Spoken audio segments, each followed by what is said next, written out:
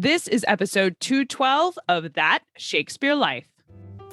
Just like Shakespeare, our show is supported by our patrons. Unlock detailed show notes for today's episode, including bonus visual content related to today's topic, like woodcuts, portraits, sketches, and more at patreon.com/thatshakespearelife. If you're an educator in Shakespeare history, or you are the biggest Shakespeare history enthusiast who just loves learning more in-depth material with a community of other like-minded Shakespeareans, then consider becoming a member here at That Shakespeare Life. Members get access to our collection of history activity kits and history resource library that includes things like illustrated settings maps, character diagrams, lesson plans, worksheets, a video streaming library full of documentary films, virtual tours, and so much more. We've designed our membership to let you take the history you learn about here on our show right into your home or classroom. You can learn more and sign up today at CassidyCash.com/member. That's CassidyCash.com/member. So if you lost your nose, you had basically two options. Three if you include doing nothing, but two options to restore it. And one of them, which is what Tycho Brahe did, which was to have an appendage made, a nose mask. And his was supposedly made of gold. Actually, it was made of brass, with historians found out 10 or so years ago. And he glued that onto his face. Welcome to That Shakespeare Life with Cassidy Cash. Cassidy believes that if you desire to successfully learn or perform Shakespeare's plays, then understanding the real life and history of William Shakespeare himself is a must. That Shakespeare Life is the podcast that helps you go beyond the curtain of some of Shakespeare's most iconic works and explore the world of early modern England as Shakespeare would have lived it, learning from the writers, historians, and performers who know it best. And now, here's Cassidy.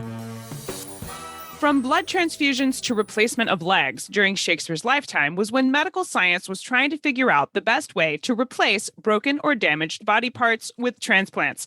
Having only just discovered that the heart was a muscle pumping at regular intervals, it was a revolution in medical science to consider each part of the body as a kind of piece in a mechanism that was the human body. We see these new concepts echoed in the work of our favorite playwright William Shakespeare, when characters like Hamlet and Titus Andronicus talk about the pulse keeping time and the heart beating outrageously.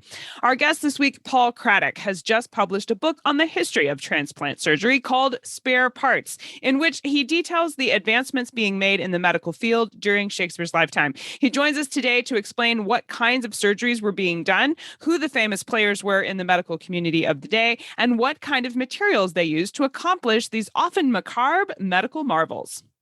Paul Craddock is a cultural historian and award-winning author based in London. His debut book, Spare Parts, published by Penguin, was a Daily Mail Book of the Week in the UK and won the special commendation of the Royal Society of Literature Giles St. Aubin Awards. It will be published in North America by St. Martin's Press on May 10th, 2022. Paul's PhD was a cultural history of early modern transplant surgery. He is a Science Museum Group Senior Research Associate and Honorary Senior Research Associate of UCL's Division of Surgery and a visiting lecturer at Imperial College London. Hello, Paul. Welcome to the show. Hello, Cassidy. Thank you so much for having me. So one of the kinds of transplant surgery that Paul talks about in his book is a skin graft, which was just surprising and almost macabre to me. It was like, oh, wow, did they really pull that off? But one of the people that he mentions in this section of the book is Tycho Brahe. Now, Paul, explain to us what it was that Tycho Brahe had done. It was something wrong with his nose and he needed some kind of procedure? You could say there was something wrong with his nose because he lost it. He didn't have a skin graft, but I do use his story to introduce some of the conditions that were around in the 16th century that could cause someone to need a skin graft. So his story is basically that he was at a Christmas party with a friend of his who happened to be his cousin as well, and they had disagreement, a mathematical disagreement, which, whatever it was strong enough to send them both off to a pitch black graveyard, where they both drew their sabers and sort of frantically stabbed in each other's direction. And so they had a duel, and Brahe lost part of his nose.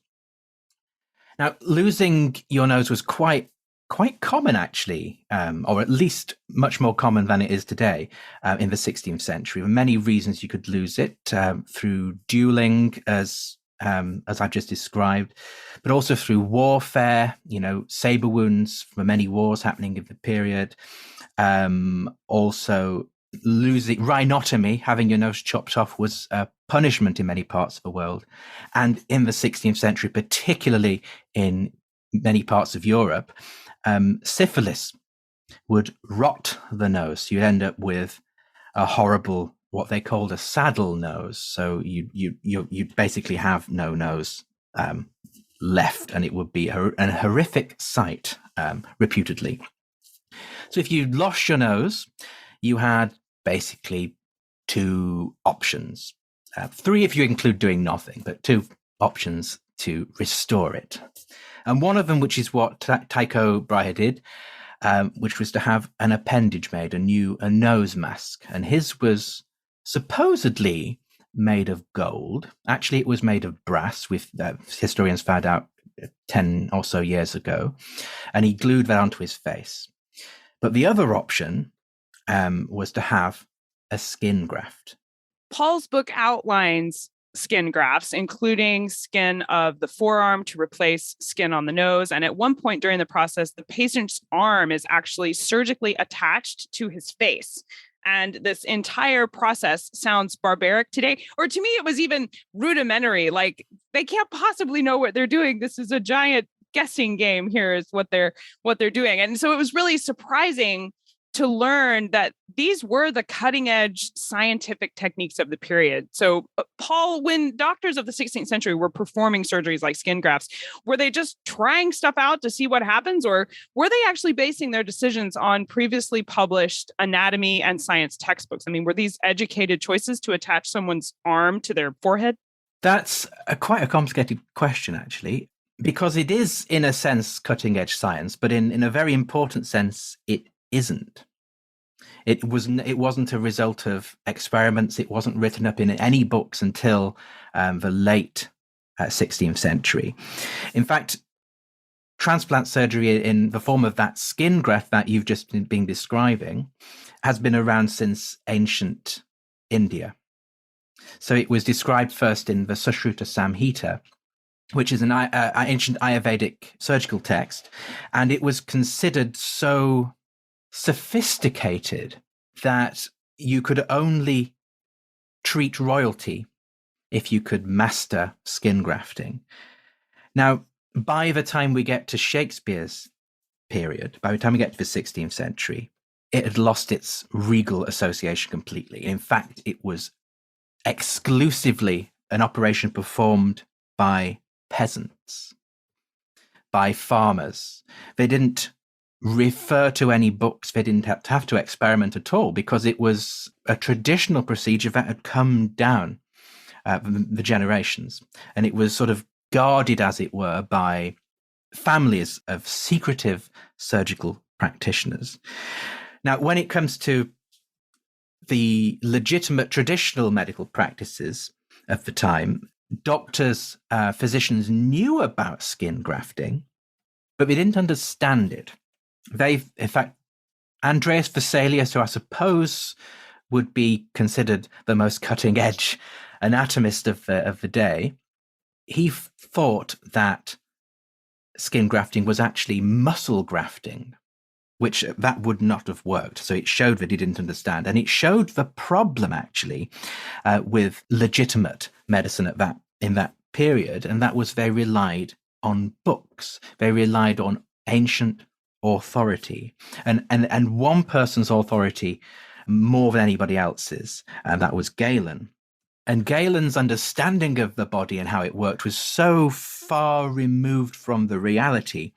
His ideas were based on observations, but his observations, this was 2nd century AD, Rome. He was a physician to the gladiators. His observations were based on animals. So you had a completely inaccurate idea of what human anatomy was. And to top it off, the books that people used in the 16th century were Latin translations of Arabic translations of Galen's original Greek. So, it bore very little resemblance to the reality, but grafting existed completely outside of that medical system, at least for the time being. Like playing the game of telephone while you're performing surgery. It's going to go very badly. Yes, it's worse than that, really, because you're also basing your initial observations on pigs and sheep. So you weren't even basing it on the reality of humans in the first place. No. Well, you might have got a few glimpses, when a gladiator had his quite serious wounds, let's say. You might have got a few glimpses inside of a body, but you couldn't it was illegal to cut them up. In Comedy of Errors 4:4, the character Pench says, quote, "Give me your hand and let me feel your pulse," end quote. In Hamlet 3:4, Hamlet himself says, "My pulse as yours doth temperately keep time and makes as healthful music," end quote. Titus Andronicus mentions, quote, "When thy poor heart beats with outrageous beating," and there are several other references to the pulse beating in a person's body and that pulse keeping time.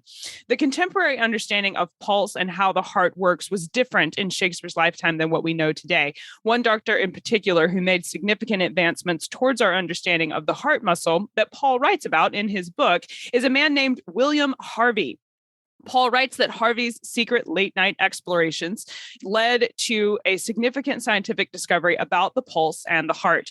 Paul, what did Dr. William Harvey discover, and how did his work change what the 16th and 17th century science believed about the heart? Well, I'll start I think it's important to understand how medical professionals in the 16th century understood anatomy and the place of the heart and blood in that before we get on to Harvey, because Harvey transforms that, you see. So this classical idea of anatomy and how the body works, it basically derived from Galen again, from Hippocrates, from Aristotle, so the ancients. And it starts with food. So you eat something, and then there's a kind of metamorphosis. So perhaps there's an Ovid reference here too. There's a kind of metamorphosis of the stomach into a hand, which reaches up the gullet and grabs the food, brings it down into the stomach. When it's in the stomach concocts it, it cooks it. And this food then is changed, transformed, cooked, I suppose, into two different fluids. One is the non-nutritional part, which becomes black bile, and that goes to the spleen. So we'll sort of leave that to one side. The rest is the nutritional part, and that goes to the liver. And in the liver, it's turned into blood. And blood, and there it's also imbued with, depending on if you're reading Galen or Aristotle, it will be a vegetative spirit or a nutritive spirit. Basically, that means it's imbued with the power to heal your cuts, to replace bits of you that have been, well, maybe not replace things that have been lopped off, but, replace damaged in some way, damaged skin and things like that. And also in generation, in growth. Now, from the liver, the blood is attracted to different parts of the body, so wherever it's needed. And some of it makes its way to the heart, connected to the lungs. The heart is where the vital breath, the breath of God, enters the body. So that's where you get a vital principle added. And some of it, again, ends up in the nervous sort of system area. Technically not the nervous system, but it's complicated. And there it's imbued with the higher sort of a spirit, which is, I think it was called the nervous spirit, but I can't remember actually. I should look that up. But it's basically the higher faculties of sensation and thought. So that's a system where blood is produced in the body, and it makes its way as if it's got a mind of its own to wherever it's needed. Not too far off from the concept of white blood cells and infection and blood going to, areas of the body where there is a damage or infection. Just a little bit of a misunderstanding of exactly how that's occurring. A misunderstanding of the mechanism, which is what Harvey brings. Now, Harvey, he actually did teach these ideas I've just described to his students, but he was also interested in the new science that was emerging. So this is actually technically after Shakespeare's death, but I'll come to why that's important in a minute.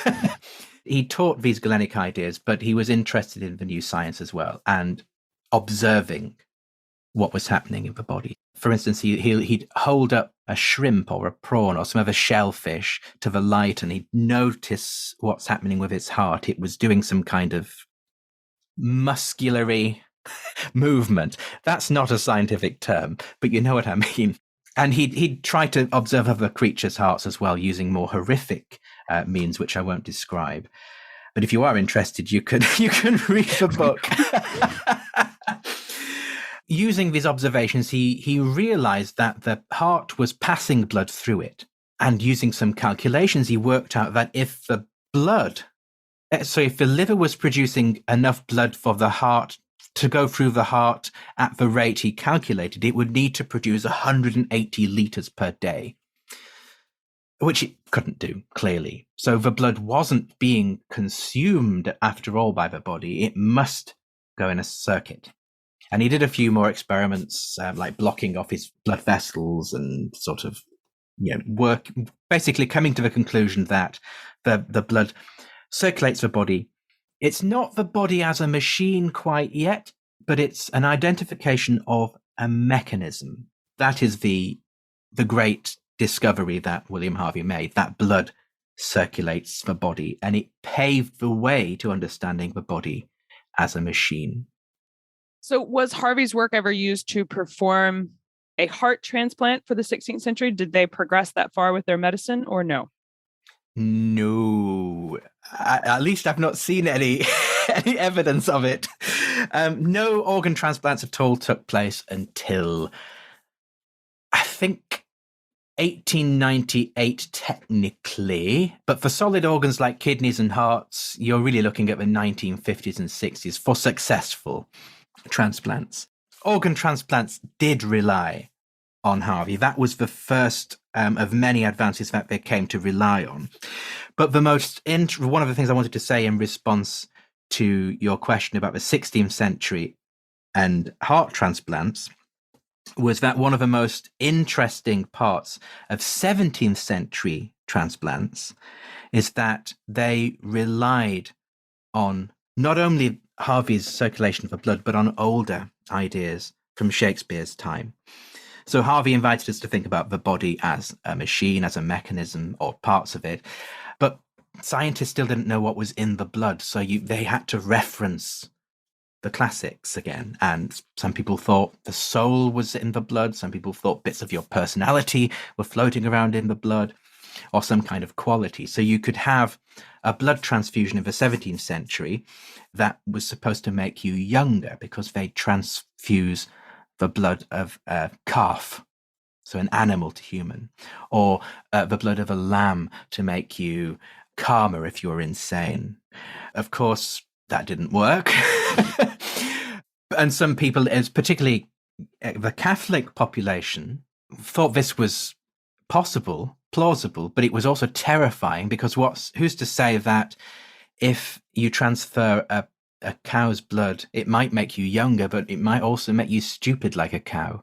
Or if you transfused a lamb's blood, you might start to grow wool. And actually, plays by Thomas Shadwell and St. Cerf, I think he's a Thomas as well, isn't he? They included transfusion and made fun of it because it was so ridiculous to many people. But so no heart transplants, but 16th century medical ideas did have an important role to play in the 17th century in other kinds of transplant. There is a woodcut inside Paul's book called A Verger's Dream that shows Saints Cosmas and Damian transplanting the leg of a black gladiator onto a white verger dated 1495. Paul, were transplants of appendages like arms and legs happening in the 16th century?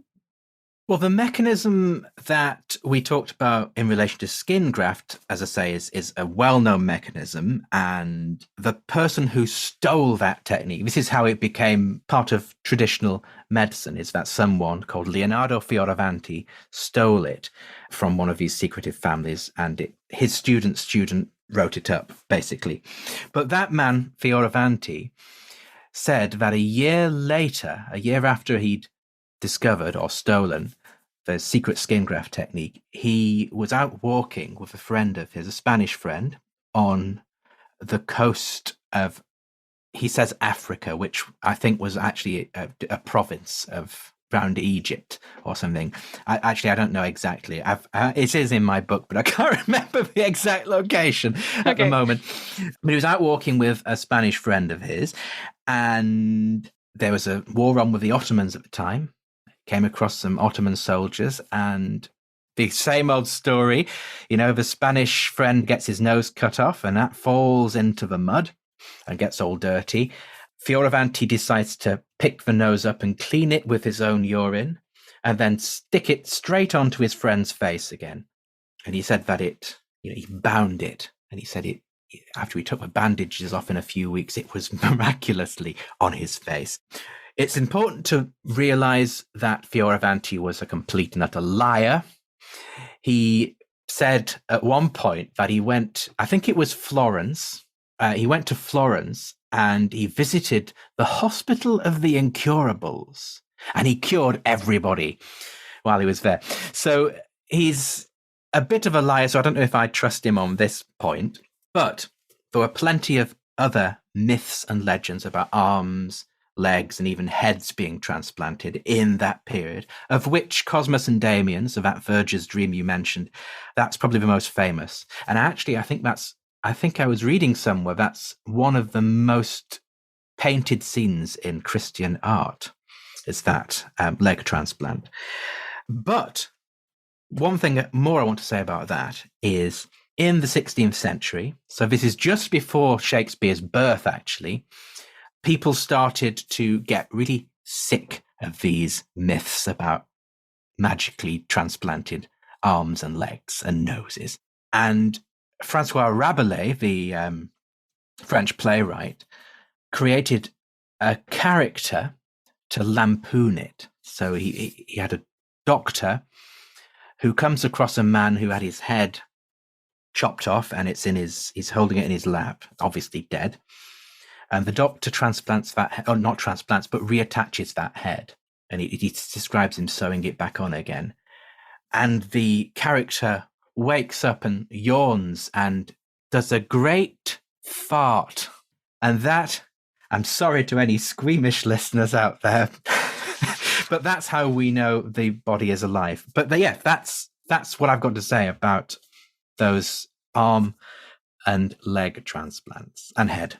So there were people claiming to be doing them, but they weren't accepted as medical science. They weren't respectable procedures going on. No, it was sort of a stock medieval story. Some angels or some kind of Christian supernatural being would perform this miraculous transplant or reattachment. But by the time, just before Shakespeare's birth, it was sufficiently ridiculous for Rabelais to make fun of them.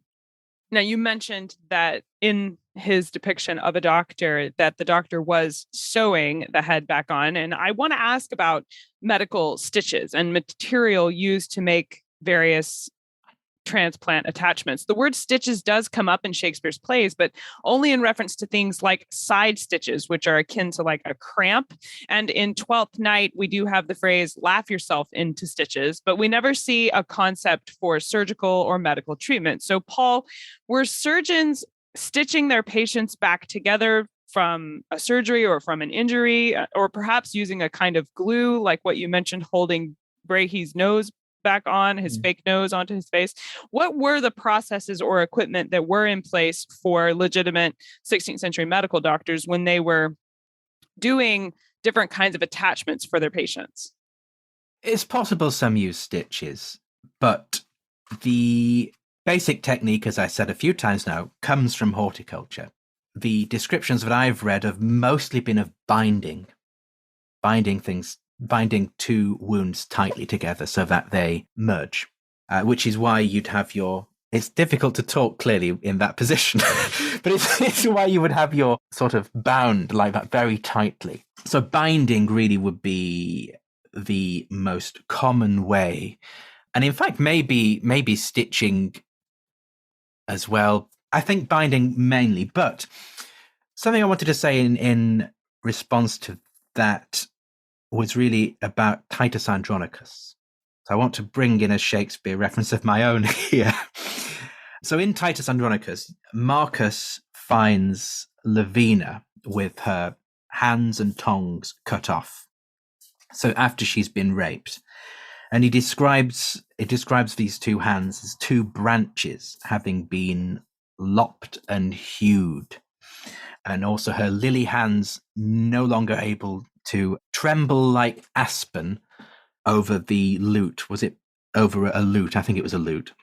And in fact, in Julie Taymor's adaptation of that play, Lavina can be seen with twigs replacing her arms. And I think, her fingers. And there's a similarity between people and trees that makes physiological similarity and a poetic similarity between people and trees that makes Shakespeare's comparison there something that an audience can comprehend. Because in Shakespeare's time, that resonance between people and trees would have been far stronger than it is for us today. And that's the cultural context in which modern transplant surgery begins, with that poetic and physiological similarity between people and trees that is a feature of much classical thought. So Pliny the Elder describes similarities in terms of physiology, but also many different tribes throughout the world have had these close relationships with trees. So folk traditions have relationships with trees. They'd set fire to trees. They'd bury people in trees. In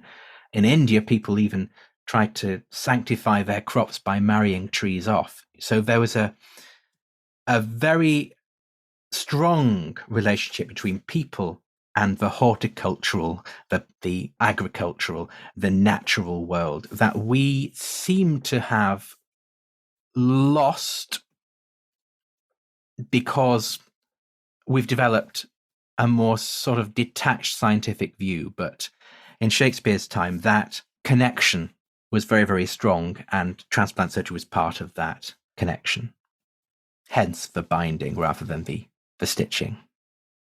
Paul's book is an expansive look at the history of transplant surgery, covering from the 15th all the way to the 21st century, with a look at early medicine, bloodletting, the transplanting of teeth, appendages, and later with organs as well. It's a really great book. It's a fascinating read, simply packed with diagrams and resources. And we'll link you to Paul's book in the show notes for today's episode. I heartily recommend you check that out to learn more about the history of transplant surgery.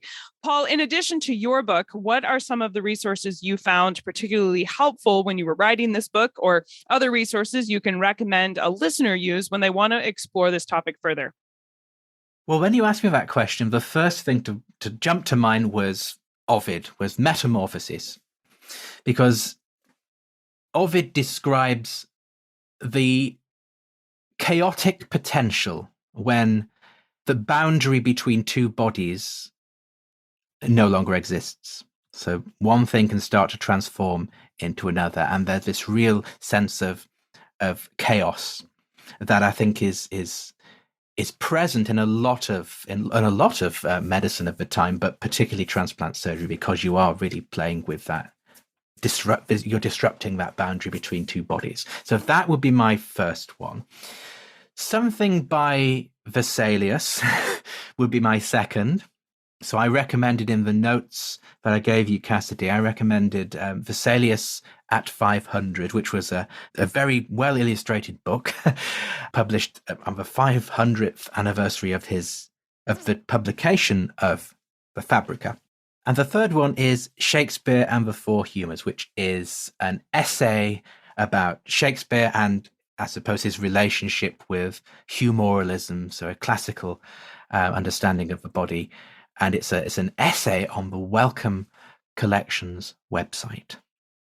Thank you so much for these recommendations. We will link to Paul's book as well as these bonus resources in the show notes for today's episode. So if you're researching this topic or you want to explore it more in depth and see some of the background information that went into how they formed their medical opinions for Shakespeare's lifetime, these will be some great places to check out those.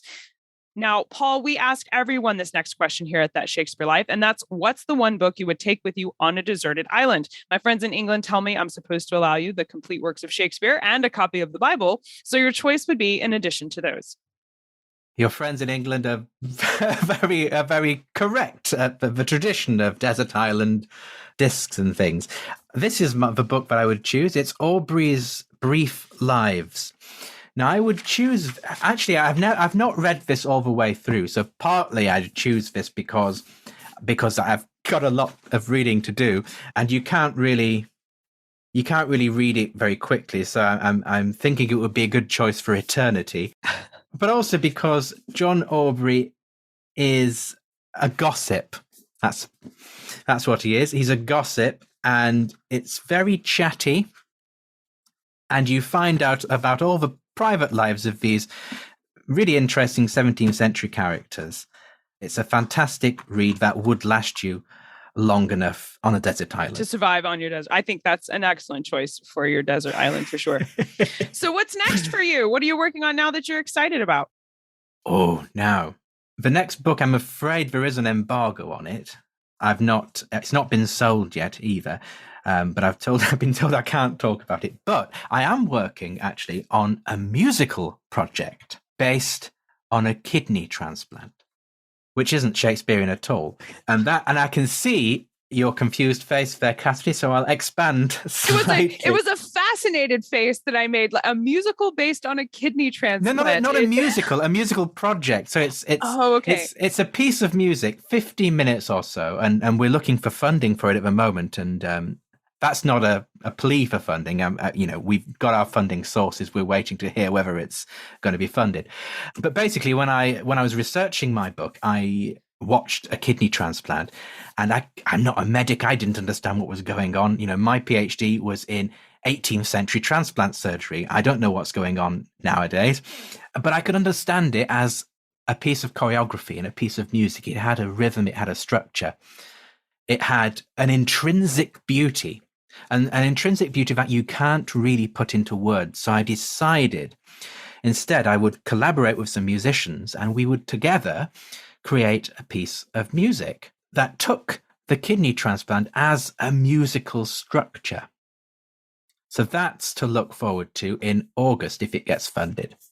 That sounds fascinating. We will definitely look forward to seeing these next projects coming from you. Paul Craddock, thank you so much for being here today and walking us through your book on transplant surgery from Shakespeare's lifetime. This has been a really fun conversation. Thank you for being here.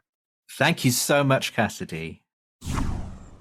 Be sure to leave a comment and a rating on your favorite podcast platform to let other listeners know where they can learn something new about Shakespeare. Our show notes for today's episode contain more information on our guest and their research, as well as links to all of the resources Paul recommends that you use to learn more about transplant surgery from Shakespeare's lifetime. You can find all of these links we promised you at CassidyCash.com/episode 212. That's CassidyCash.com/EP212. Are you a Shakespeare educator or a Shakespeare history enthusiast that loves being able to really get your hands on the real history from Shakespeare's lifetime with games, recipes, and crafts from the 16th century?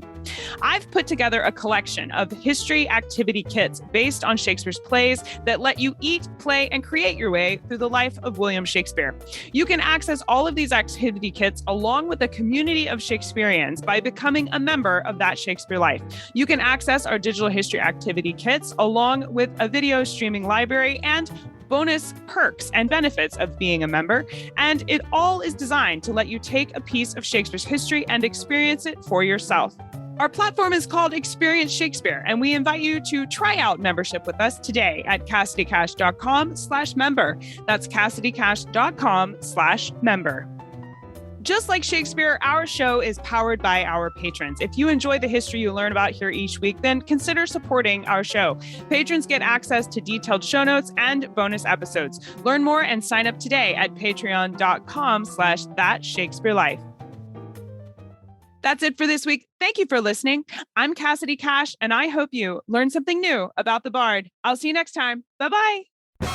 Thank you for listening to That Shakespeare Life. As always, the best conversations happen after the episode over at CassidyCash.com. Become a part of a vibrant Shakespeare conversation by adding your voice over at the website. Until next time, remember, when you want to know William Shakespeare, you have to go behind the curtain and into That Shakespeare Life.